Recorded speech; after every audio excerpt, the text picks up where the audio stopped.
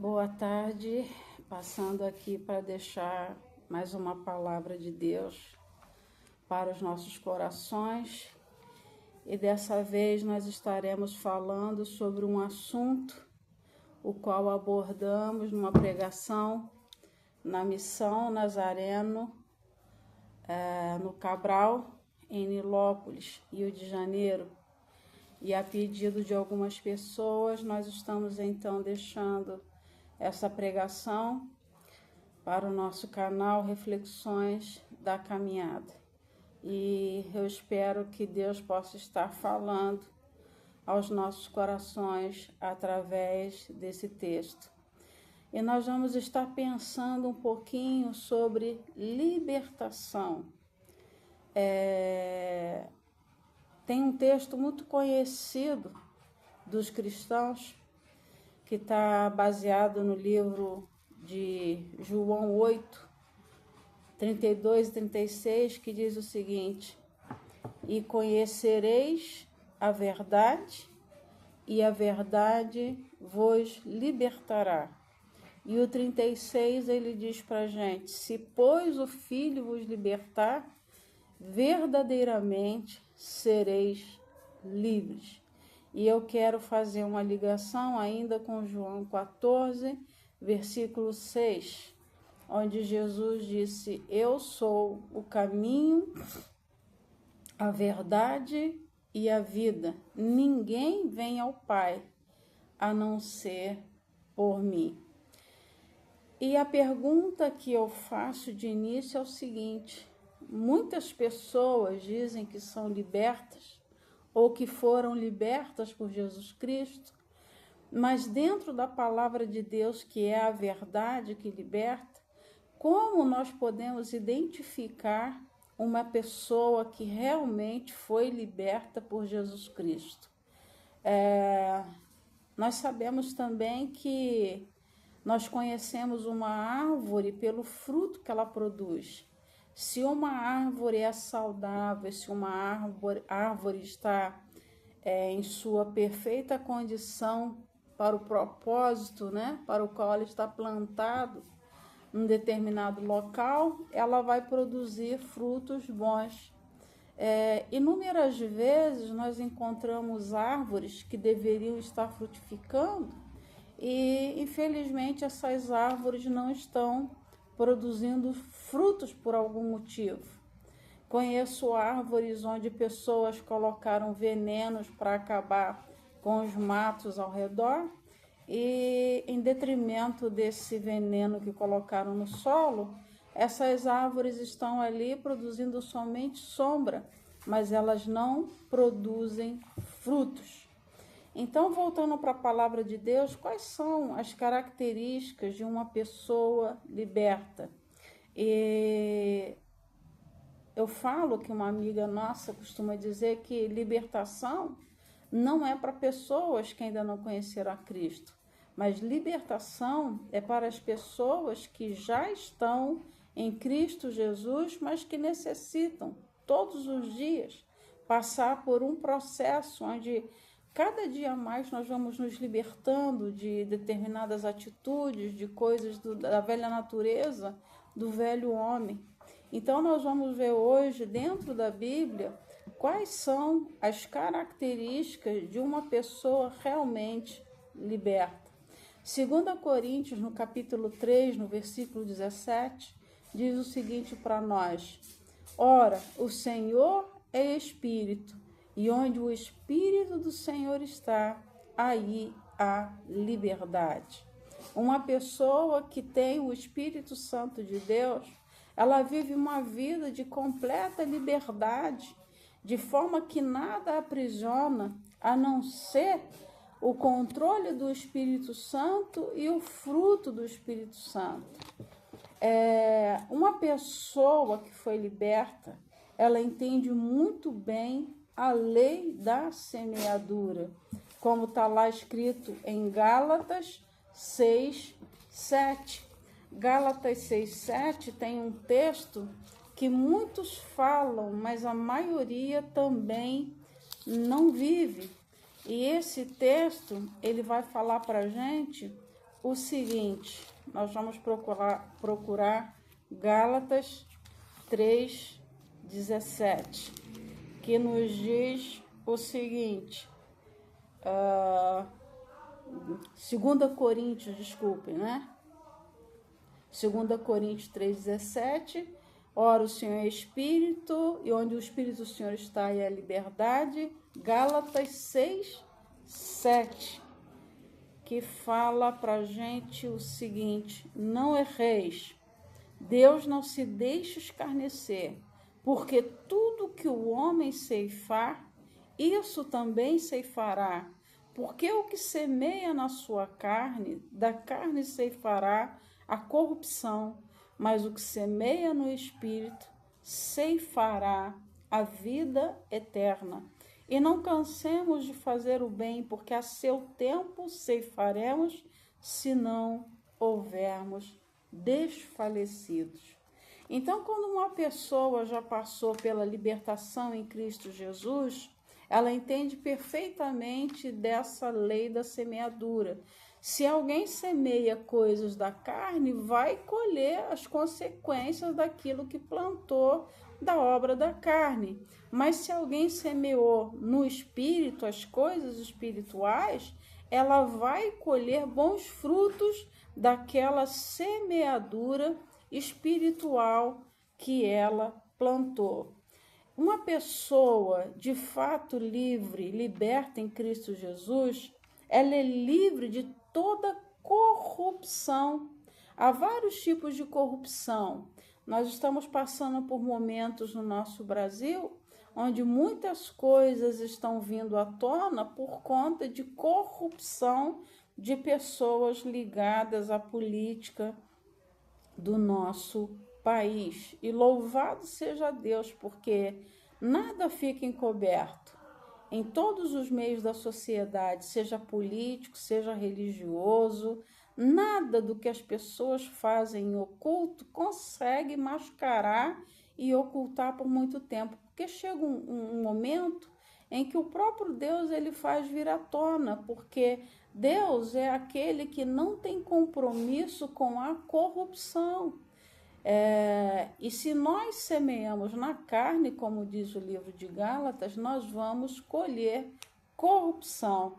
E são diversas as obras da carne que nós podemos ver também aqui no livro de Gálatas, não é? Ele fala sobre o fruto do Espírito, mas ele fala também sobre os frutos da carne. E o fruto do Espírito é amor, paz, longanimidade, mansidão, temperança, domínio próprio, não é? Longanimidade, bondade. E a Bíblia diz que contra estas coisas não há lei. Mas, por outro lado, não é?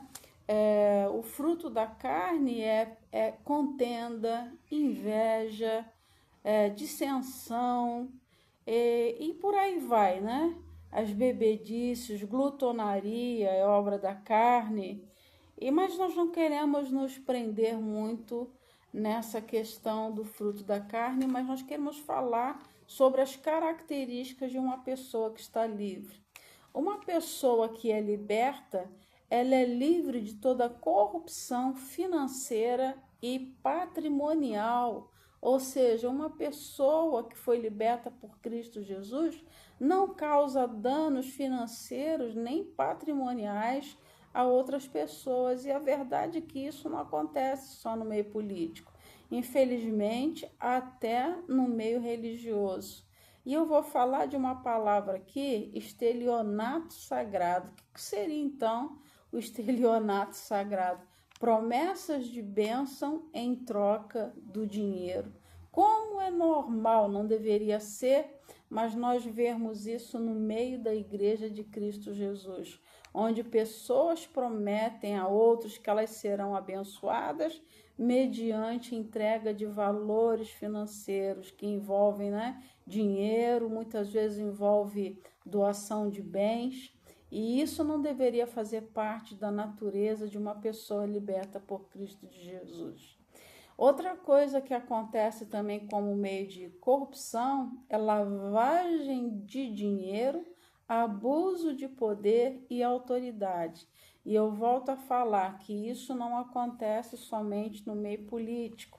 Infelizmente, acontece no meio da Igreja de Jesus Cristo, onde não deveria acontecer abuso de poder e autoridade. Tem pessoas que acham que por terem uma certa posição, um certo cargo dentro de uma igreja, ele tem o direito de oprimir, por conta desse poder e dessa autoridade, outras pessoas que estão debaixo da sua hierarquia eclesiástica.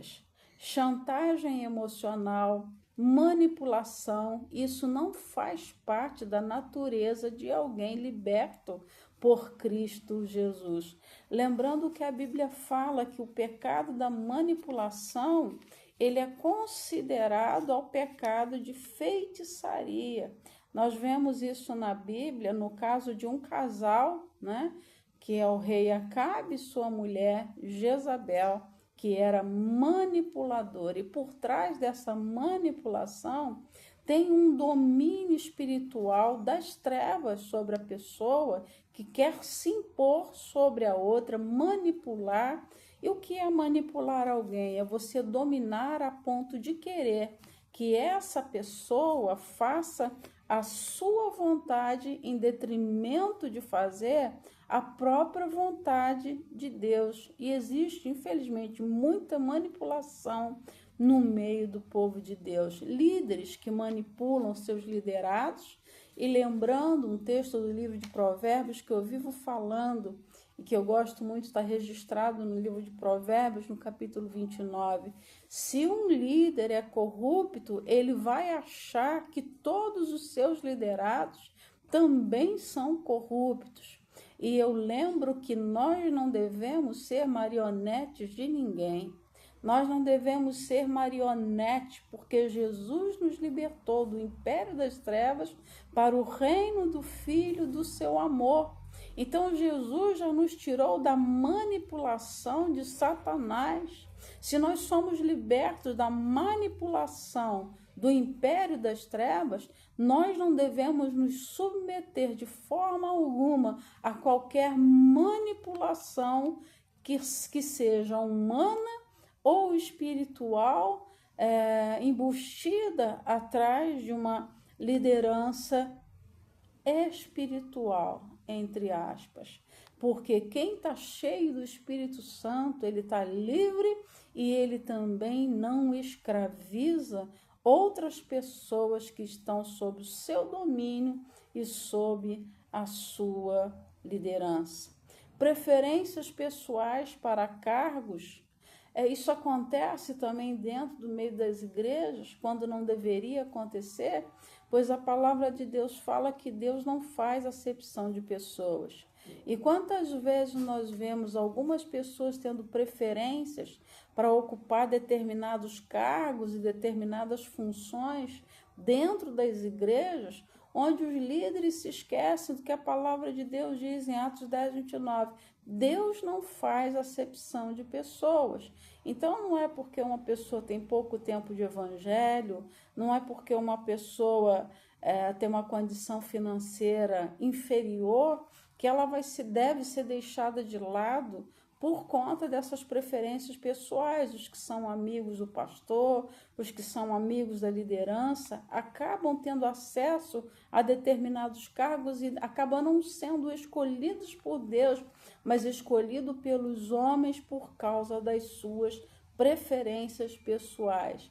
Eu falo sempre para o nosso grupo, quando nós demos estudos ao pessoal do projeto missionário infantil Além das Muralhas, que uma coisa é você ser levantado por Deus para uma determinada função e outra completamente diferente é você ser escolhido pelo homem. Vai dar ruim, em algum momento vai dar problema, porque cada pessoa, a Bíblia diz que Deus distribui os dons a cada um conforme a sua vontade. Então, se o Espírito Santo de Deus ele tem liberdade para agir, nós, como libertos por Cristo, devemos também dar essa liberdade para que, através de nós, ele venha levantar pessoas segundo o seu coração e não segundo as nossas preferências pessoais. Isso é um detalhe que, como líderes, nós devemos estar sempre atentos para não cometer esse erro de fazer acepção de pessoas e levantar líderes segundo o nosso coração, mas não segundo a vontade de Deus, não segundo aquilo que o Espírito Santo quer fazer através de nós. Pessoas libertas não cometem abusos sexuais e abusos morais.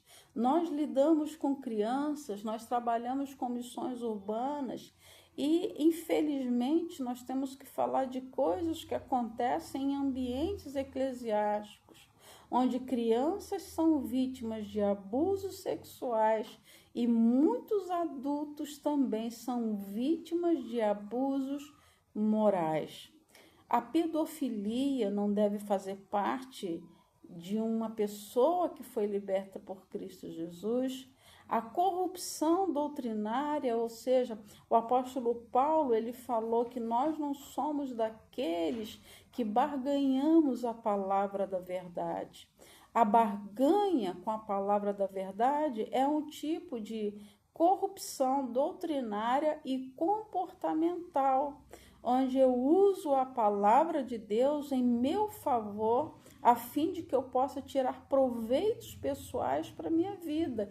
Isso é corrupção dentro do ambiente eclesiástico, isso é obra da carne.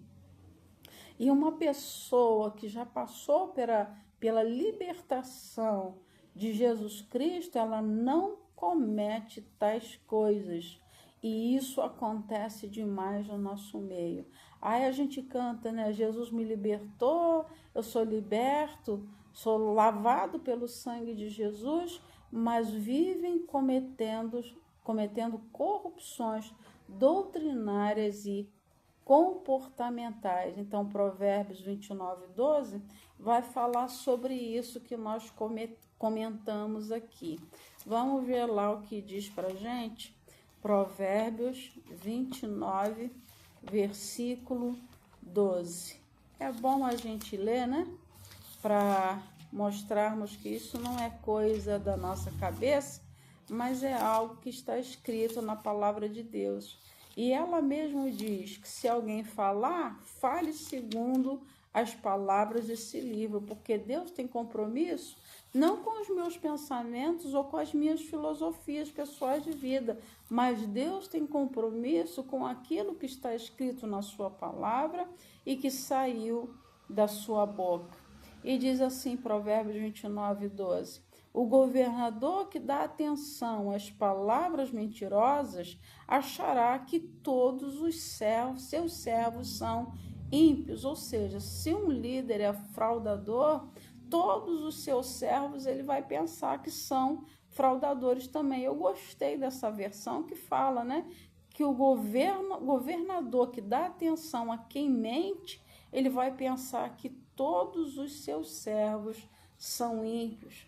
Então, nós precisamos pedir a Deus que nos dê um filtro baseado na verdade, porque nós não podemos ficar ouvindo uns e outros e julgarmos, até porque o julgamento não cabe a nós, o julgamento cabe a Deus. Então, quando chegam determinadas coisas aos nossos ouvidos, nós não podemos tomar partido, nós temos que ser imparcial, assim como Deus é. Deus é justo, ele julga com retidão e com justiça.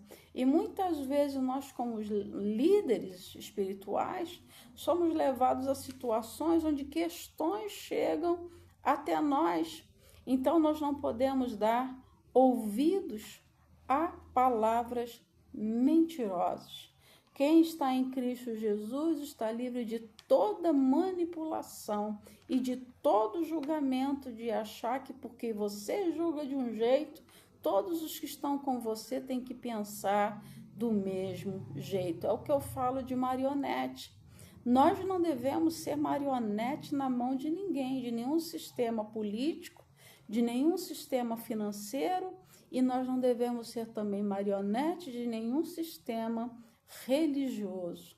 Eu gosto da palavra de um homem de Deus muito conhecido, Augusto Nicodemos, que diz o seguinte: Jesus morreu para tirar o teu pecado, não a tua inteligência.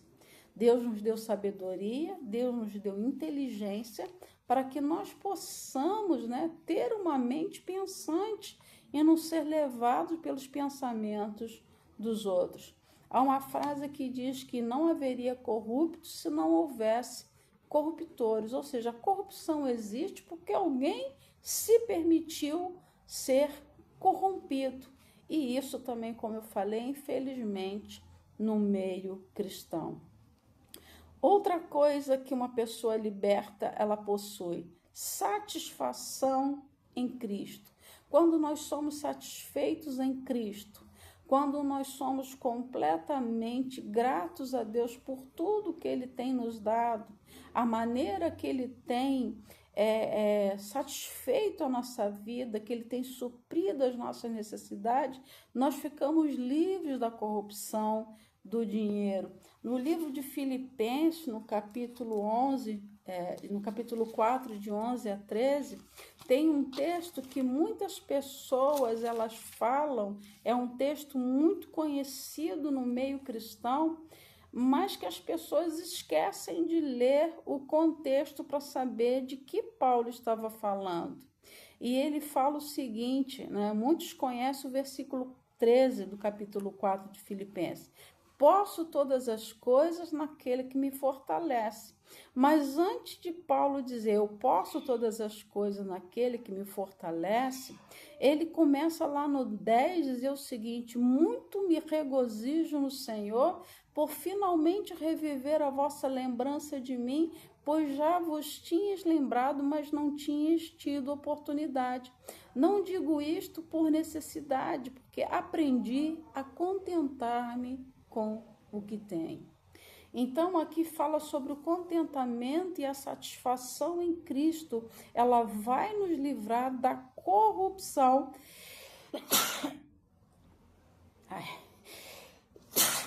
Desculpa, hoje acordei com um pouquinho de alergia, mas por ordem de Deus nós temos que gravar esse vídeo, Então, Paulo ele fala sobre essa satisfação em Cristo. Eu já aprendi a contentar-me com o que tenho.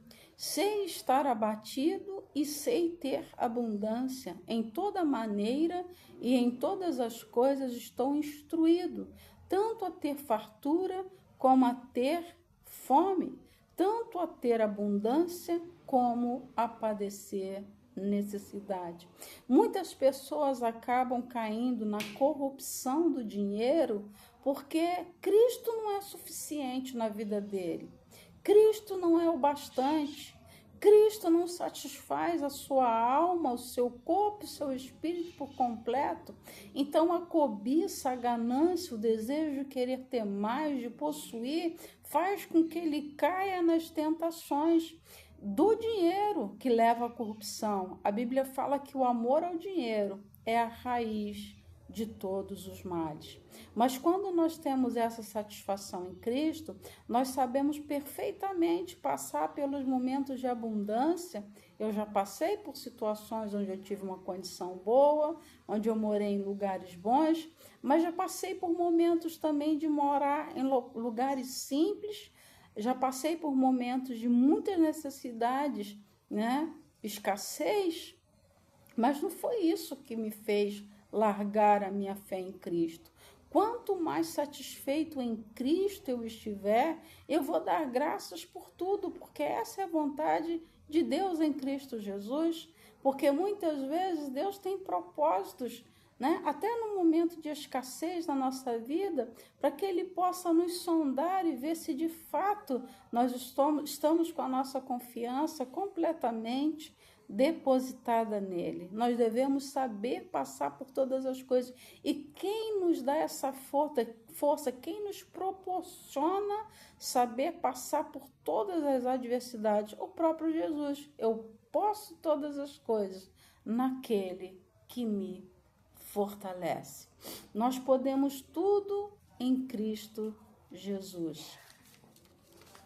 Uma pessoa liberta, ela não serve a mamon. O que é mamon? É o dinheiro, como está registrado no livro de Mateus, no capítulo 6, versículo 24. Quem vive em função do dinheiro é aprisionado por ele. No livro de 1 Timóteo, no capítulo 6, no versículo 10, vai falar sobre essa questão que nós já mencionamos há pouco aqui, né? Então, nós vamos conferir na palavra de Deus. 1 Timóteo, capítulo 6, versículo 10, que nos diz o seguinte: porque o amor ao dinheiro é a raiz de toda espécie de males, e nessa cobiça alguns se desviaram da fé e trouxeram sobre si mesmo muitas dores. Mas tu, ó homem de Deus, foge dessas coisas e segue a justiça, a piedade, a fé, a caridade, a paciência e a mansidão. Paulo, ele orienta Timóteo a fugir dessas coisas como homem de Deus, porque alguns, por causa da cobiça, por causa da corrupção, né, querendo ter ganhos, muitas vezes ilícitos, acabam se desviando da fé. Que fé? Dessa fé bíblica, essa fé que faz com que nós suportemos passar por momentos de abundância, mas também por momentos de escassez e de dificuldade, porque nós não devemos viver em função do dinheiro. Ter dinheiro é bom? Sim, eu já tive. Ter uma condição boa faz bem para a gente? Faz, claro que faz. Mas nós não devemos deixar que o dinheiro nos domine, que o dinheiro seja o nosso Senhor, senão dessa forma nós seremos escravos. E onde está a liberdade? Em Cristo Jesus. Se, pois, o Filho vos libertar, verdadeiramente sereis livres, livres também da corrupção do dinheiro. O que seria, então, a corrupção? Corrupção é uma decadência moral. E que é uma decadência moral? É um conjunto de valores e princípios, regras e condutas que orientam e nos ajudam a distinguir entre o bem e o mal. Então, quando nós temos essa moral, quando nós somos conduzidos pela moralidade da palavra de Deus, que é o nosso livro de regra, de fé e de prática, nós sabemos perfeitamente distinguir entre o bem e o mal, entre aquilo que é certo, entre aquilo que é errado. Muitas pessoas dizem que estão em Cristo, mas são dominados por essa decadência moral, onde elas se afastaram dos valores espirituais da palavra de Deus. Uma pessoa liberta por Cristo manifesta os atributos morais de Deus. E quais são os atributos morais de Deus? Se nós somos filhos de Deus, nós vamos ser parecidos com o nosso pai. Um filho herda geneticamente as características do seu pai, mas um filho também herda traços do caráter, da moralidade do seu pai e da sua mãe. É certo que muitas vezes os pais vivem uma vida correta e os filhos descambam pelo caminho do mal. Então, toda regra tem sua exceção, mas de um modo geral, um filho tem as características genéticas e as características morais de seus pais, seu pai e de sua mãe. Então, os atributos morais de Deus são amor, santidade e justiça. E o que a Bíblia fala para nós sobre o amor? A Bíblia fala que o amor cobre uma multidão de pecados. Veja bem, tem uma diferença enorme entre cobrir e encobrir. O que seria cobrir? É colocar algo por cima. A Bíblia não fala que o amor cobre uma multidão de pecados. O amor, ele não esconde uma multidão de pecados, mas a Bíblia fala que o amor, ele encobre, ele disfarça. Ele muitas vezes vê que de fato o outro errou, o outro está pecando, mas pelo amor ele vai lá e ele faz aquilo que a palavra de Deus ordena. Chama teu irmão em particular, e em particular você vai corrigir ele, você não vai aceitar os erros que ele está praticando, mas no particular você vai falar para ele, olha, você está pisando na bola. E a Bíblia ainda diz o seguinte, que se ele te ouvir, amém, você ganhou uma pessoa, mas se não te ouvir, então você vai ter que levar para a sua liderança espiritual e conversar sobre o assunto. Em momento algum, Jesus fala que é para você pegar os erros do seu irmão e sair jogando no ventilador, não é? Porque ela fala que o amor cobre uma multidão de pecados. Então você chama no particular e você fala para essas pessoas das atitudes que ela está tendo que não são condizentes com aquilo que a palavra da verdade nos ensina. Quem é liberto é cheio do amor ágape, o amor do tipo de Deus. O amor perdoa, o amor não expõe falhas alheias, o amor busca reconciliação em vez de fofocas ou ressentimento. Eu costumo dizer que quando eu era criança, minha mãe falava que eu tinha sangue de barata. E muitas vezes eu fiquei sem entender o que significava aquilo que minha mãe falava, ter sangue de barata. Ela falava, nossa, as pessoas aprontam com você, fazem, e você não reage. Mas minha mãe não entendia que, na verdade, aquele não ter sangue de barata é porque eu tinha o Espírito, eu tenho o Espírito Santo de Deus dentro de mim. E a Bíblia fala que o fruto do Espírito, um dos frutos, do Espírito é domínio próprio. Mesmo que a gente tenha muitas vezes de partir para a ira, de partir para a contenda, de partir para justificação, de partir para a defesa própria, a Bíblia diz que o amor, ele busca reconciliação e não fofoca ou ressentimento. Quando a gente aprende a deixar tudo nas mãos de Deus, a gente não tem espaço para ressentimento. A gente não tem espaço para fofoca. E, na verdade, nós nem gostamos disso. Coisa que eu detesto é que pessoas cheguem perto de mim para falar mal de outras pessoas. Porque eu sei que se a pessoa chegou para falar mal de alguém para mim, ela vai falar mal de mim também para essa pessoa. Então, é uma questão de lógica. Não tem nem muita espiritualidade nisso. Apesar de nossos valores morais estarem pautados na Bíblia Sagrada, é uma questão de lógica. Então, nós não temos por hábito ouvir fofocas e eu não gosto de estar em ambientes onde se esteja falando mal de outras pessoas, porque às vezes um comentário que a gente faz sem a mínima intenção de ofender, a pessoa pode pegar e levar para o outro de outra forma e corromper as nossas palavras, e aquilo causa um ressentimento, causa uma tristeza, separa amigos, e isso não é o papel de uma pessoa liberta por Cristo Jesus.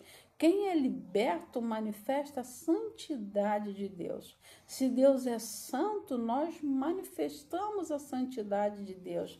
Em 1 Pedro, no capítulo 1, 1 Pedro, capítulo 1 e 16, ele vai falar para nós sobre a questão da santidade, que diz o seguinte: Como filhos obedientes, não vos conformando com as concupiscências que antes havia em vossa ignorância, mas como é santo aquele que vos chamou, sede vós também santos em toda a vossa maneira de viver, porque está escrito: sede santos, porque eu sou santo.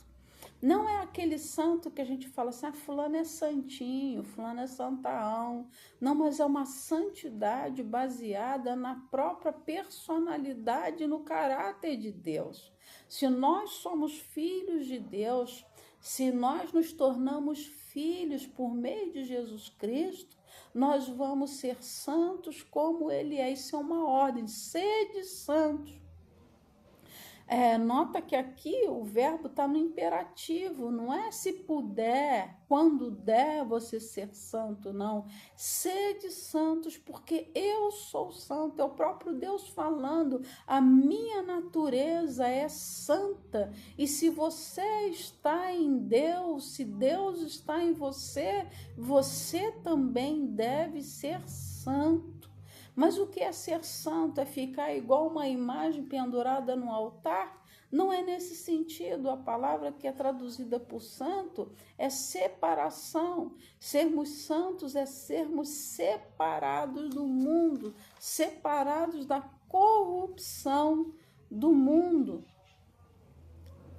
Quem é liberto manifesta também a justiça de Deus. Salmos 11:7, ele diz que o Senhor, o santo, ama a justiça. O Senhor é santo e ama a justiça. Então, nós vemos que Deus é amor, Deus é santidade, e sobre o amor também, né? Amai-vos uns aos outros como eu vos amei. Jesus disse para nós amarmos como Ele nos amou. E como é o amor do tipo de Jesus? É o amor de entrega, é o amor de doação, é o amor que não exige nada em troca. Eu amo por amar e isso basta. Eu não preciso que o outro me devolva o amor. Eu não preciso que o outro demonstre seu amor por mim. Eu simplesmente amo sem motivo, sem causa. Deus amou o mundo e deu seu Filho único. Então é esse amor do tipo de doação, sem pedir nada em troca. Deus não pediu que o homem o amasse como ele amou o mundo, mas ele amou, independente de ser amado. E assim também deve ser a nossa vida. Injustiças não combinam com pessoas libertas. Quanto mais libertos em Cristo Jesus, mais justo nós seremos. Deus é a essência do próprio direito. Quando a Bíblia diz que Ele é santo e ama a justiça, a Bíblia fala que Deus é o justo juiz. Então nós vemos na pessoa de Deus a essência do próprio direito, até mesmo das causas humanas.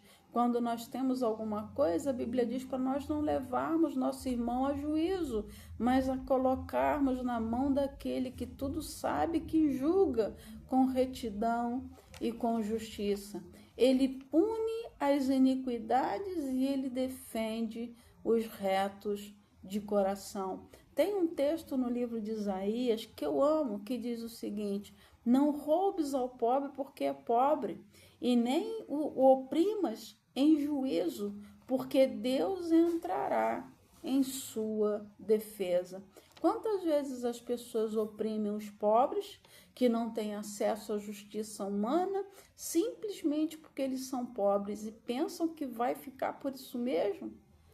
A Bíblia nos dá essa certeza. A Bíblia nos dá essa garantia de que o próprio Deus entrará na defesa do pobre e daquele que não tem quem o ajude.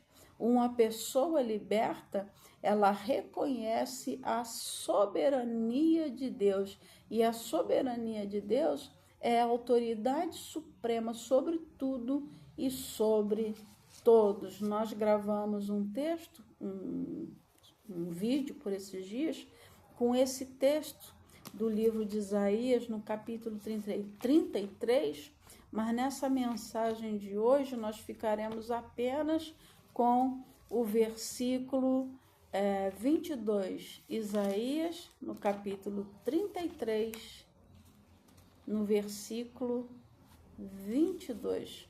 E eu vou abrir aqui para falar, para ler, né? 33, 22 diz assim: porque o Senhor é o nosso juiz, o Senhor é o nosso legislador e o Senhor é o nosso Deus, nosso Rei. Ele nos salvará. Uma pessoa liberta, ela aprende que Deus, ele é aquele que tem autoridade, a suprema autoridade para agir nessas três esferas. E aqui nós podemos ver, né, em linguagem figurada, como se fosse no meio político, Jesus sendo do Supremo, que é o judiciário, Jesus aqui como legislador, aqueles que fazem as nossas leis, é aquele quem nos dá regras.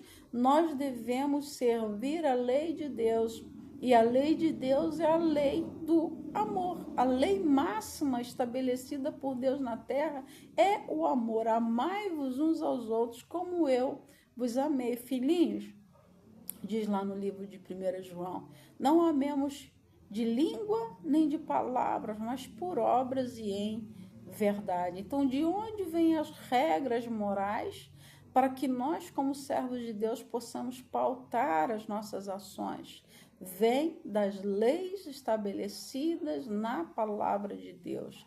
Então, ele está no Supremo Tribunal, né, mundial, não é nem Supremo Tribunal Federal, porque ele é o Rei do Universo. Então, se ele é o Rei do Universo, aqui está as regras, aqui estão as regras de Deus para todo mundo. Ele está no judiciário do mundo todo, ele é o justo juiz. Ele está no legislativo do mundo todo, porque a sua palavra não é só para nós do Brasil, é para todo mundo. Então, todo mundo deve seguir as leis estabelecidas por Deus. Nós, como alcançados pela graça de Deus, seguimos a lei da liberdade, onde muitos dizem, eu sou livre. Sim, você é livre para você fazer o que quiser, mas saiba que você deve ser maduro para assumir as consequências de todas as suas ações. Né? Se alguém está em Cristo, nova criatura é, as coisas velhas passaram e tudo se fez novo. Posso todas as coisas, mas nem tudo me convém. Então, uma pessoa liberta, cheia do Espírito Santo, ela vai ter essas leis estabelecidas nas tábuas do seu coração, não numa pedra, como foi nos 10 mandamentos, as leis dadas por Deus a Moisés. Mas as leis de Deus devem estar escritas no nosso coração.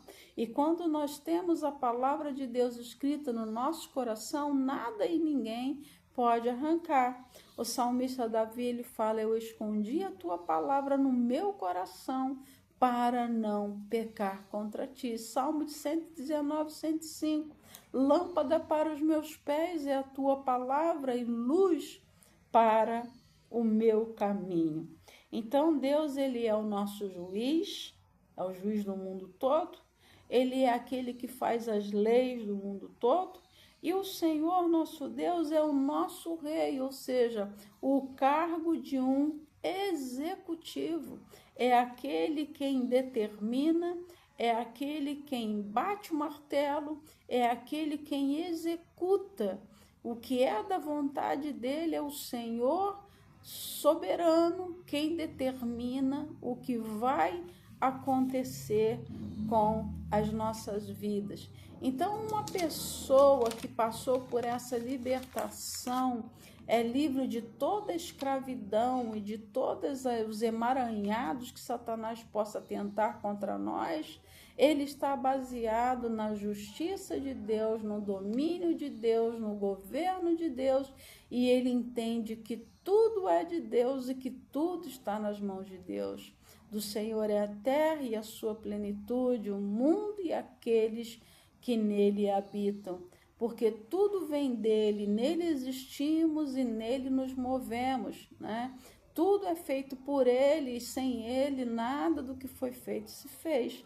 Então nós somos completamente dependentes desse Senhor soberano que governa no judiciário mundial, no legislativo mundial e no executivo mundial. A gente sabe que cada país tem a sua legislação, mas acima de toda legislação humana estão as leis de Deus. E as leis de Deus são eternas. São essas leis que nos levarão para a eternidade. Nós seremos julgados não segundo a lei dos homens, mas segundo a lei de Deus. E a Bíblia diz que Deus esquadrinha mente e corações para dar a cada um segundo as suas obras. A justiça do homem ela é falha, porque ela é baseada em fatos contados por seres humanos e seres humanos mentem. Mas a justiça de Deus, essa justiça